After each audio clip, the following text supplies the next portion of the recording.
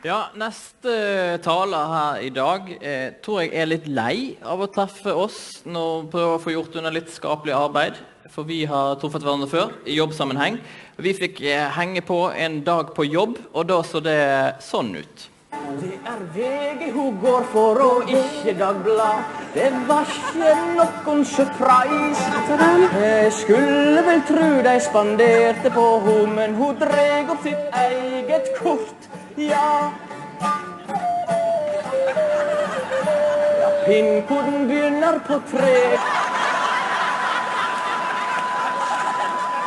Høyre, hun kan jo aldri få nok av fløytespenn og diger lur. Jeg tror jeg kan få nok av det, jo, takk. En ting sikkert at disse 3, de får ikke være med. De får ikke være med og flytte for PST. You raise me up so I can stand a mountain. You raise me up to some stormy seas. I am strong when I am. Thank you, Dr. Stair. That's just the way I talk to my kids. First scary, then kind of uplifting, and then scary as hell. And it works. Usually it works. Okay, switching back to Norwegian. Som vi ser så klimagreien noe som vi alle sammen må ta tak I. Skal vi klare dette her sammen? Og noen bedrifter har jo allerede vært flinke og tatt tak. Og nå skal vi se en liten film der vi får se disse bedriftene, hvordan de har turt å tenke nytt på jobb for en grønnere fremtid.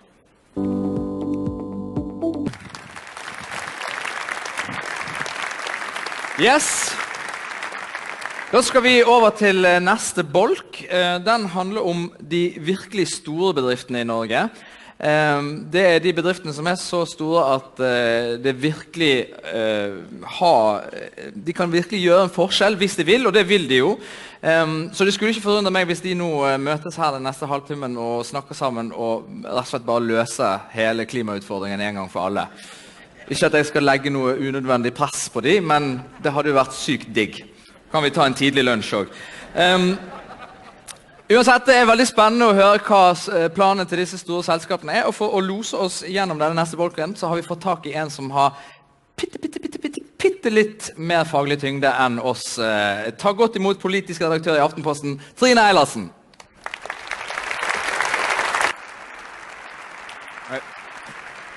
Det veldig kjekt å høre, det veldig mye av det samme som vi snakker om I fjert, så det veldig, veldig fine ting. Nå det en pause, det ikke akkurat lunsjpause, men en liten bit og mye kaffe overalt. Jeg forstod at I fjor var litt sånn tull med kaffen. Det var tull med kaffen, kluss med kaffen, det har de løst jo av. Da det sånn at når disse kaffekannene her går tom, så kommer de inn med nye kaffekanner, da selger de for 50 kroner koppen. Ja. Det jo NHO. Så. Tilbake igjen. 10:11 skal vi si, det knapp halvtime, og så suser vi I gang igjen. God pause.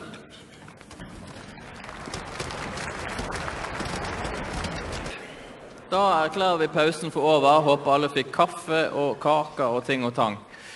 Nestemann opp på scenen her kommer nok fra et litt rødere landskap sånn politisk enn gjennomsnittet her I dag. Det var vel gjerne sånn før at de fra SV, de sto litt sånn utenfor og så gløttet inn gjennom vinduet og så på all den gode maten og de fine lampene og skjermene som blinket og sånt. Men nå jo tema bærekraft og miljø, så da føles det nok kanskje litt mer naturlig å være her.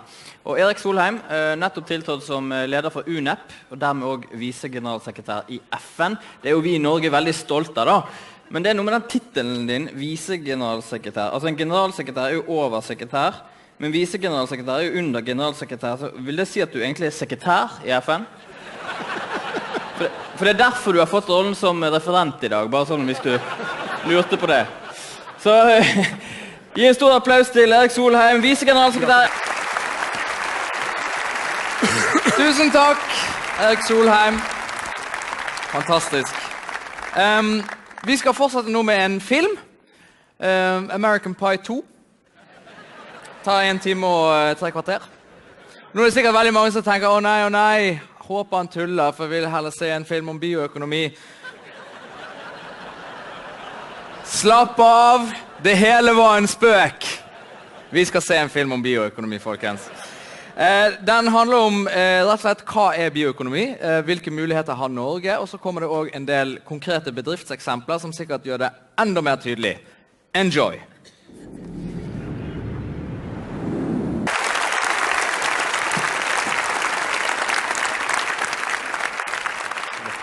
Det var bioøkonomi, verre var det ikke.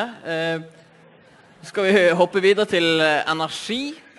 Alle vet jo at vann og olje, det er vi jo gode på her i Norge, men er energisektoren ferdig utviklet, eller finnes det ting som vi kan gjøre? Skjer det spennende ting der? Sant? Jeg vet jo ikke, men er det andre ting i Norge som vi har mye av, som vi ikke utnytter nok? For eksempel, vi har veldig mange trygdede. Finnes det en måte å utvinne energi av naver, eller et eller annet? Sant? Jeg vet jo ikke dette, jeg bare setter i gang en prosess, og så kan dere sitte og jobbe litt med det. I mellomtiden skal vi se på en liten film om energi.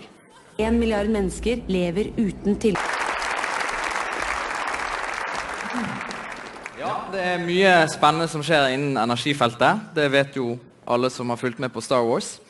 Men vi er jo ganske flinke til å drive med industri her i landet også, og nå skal vi over i mineralenes rike. For det er jo sånn at alle mobiler, alle dingser, alle elbiler, til og med fornybar energi, har en ting til felles.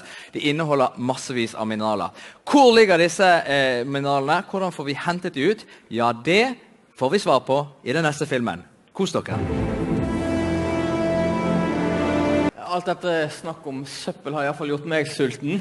Så da er det lunsj frem til 1:30, og da er det bare 2 praktiske beskjeder. Først maten da, siden det er det alle tenker på. Man får utdelt en tallerken, og den må man da spise på høflig og ryddig vis. Og så er det sånn i gjenbrukens navn at hvis man vil ha mer, så sleiker man da av den tallerkenen. Og så forsyner man seg en gang til, går bort til buffeten, en såkalt walk of shame. Neida, det er lov det. Vi skal kose oss, herregud. Og så er det sånn at kronprinsparet, de skal videre, og får ikke med seg del 3, som er synd, for den er skikkelig kick-ass. Og da er det i hvert fall sånn hjemme hos meg, at når noen kongelige reiser seg fra bordet, da reiser vi andre oss også. Så hvis vi alle nå, sant? Og så sier vi tusen takk. Og til alle andre, god lunsj!